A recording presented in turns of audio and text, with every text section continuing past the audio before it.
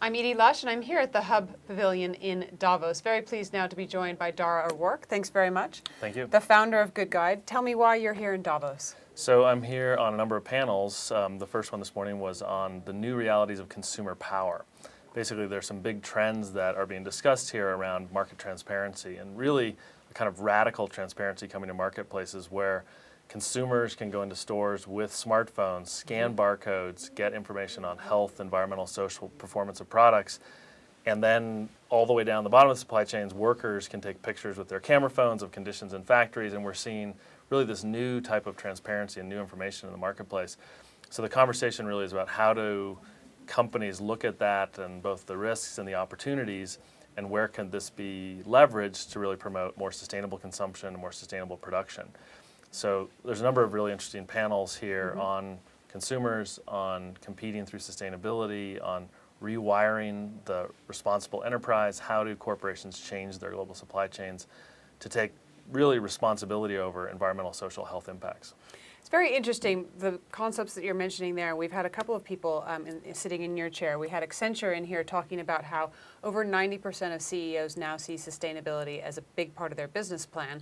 Yet we've also had the head of Amnesty International saying, that's fine, but there's still a lot who aren't actually taking enough control, enough look at, for example, human rights. So what's been your feeling about how the people you're talking to, the companies perhaps that you feature on GoodGuide, how are they taking action, or how are they seeing you in that interaction? So GoodGuide rates from the good, the bad, to the ugly in products and companies. So we're rating across, right now, 6 or 7 product categories, from food to personal care products to toys to pet food.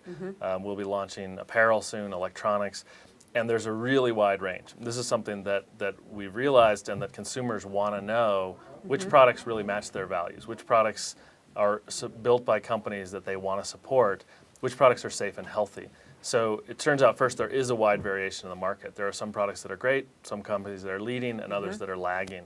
So what we see is there are companies that are really taking a leadership position on this, that see this as an opportunity, that see consumers want to know more about their products. They want companies that are transparent. They want products that are healthy and safe. And then there are many, many companies that are basically hoping this goes away and are continuing with business as usual, and really, I think, probably are going to be at big risk as the market changes. Tell me a little bit about, if I'm a consumer and I go in with my iPhone app, what would I do?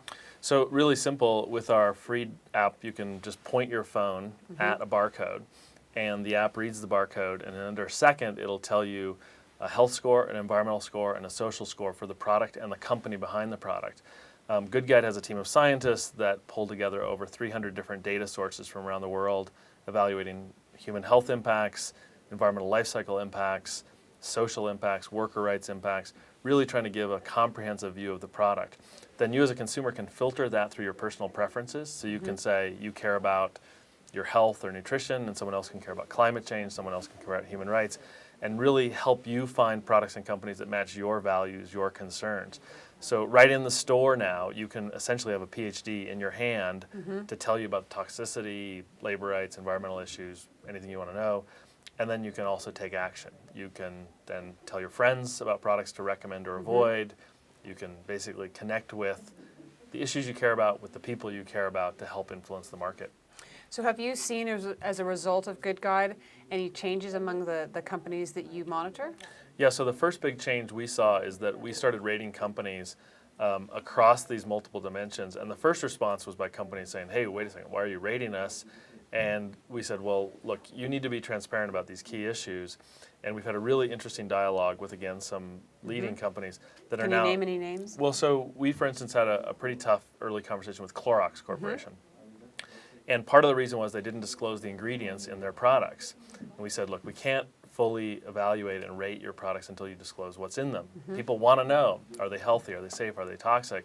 So after several months of back and forth, they did publicly disclose all their ingredients. And the whole household chemical industry, basically since we started, has now voluntarily disclosed their ingredients. So we're seeing movement among some industries to be more transparent, more open, more, I think, authentic about their communication with their customers.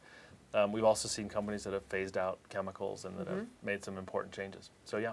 Fantastic. Well, thanks very much for coming into the Hub Pavilion here in Davos, and I'm Edie Lush. Thank you.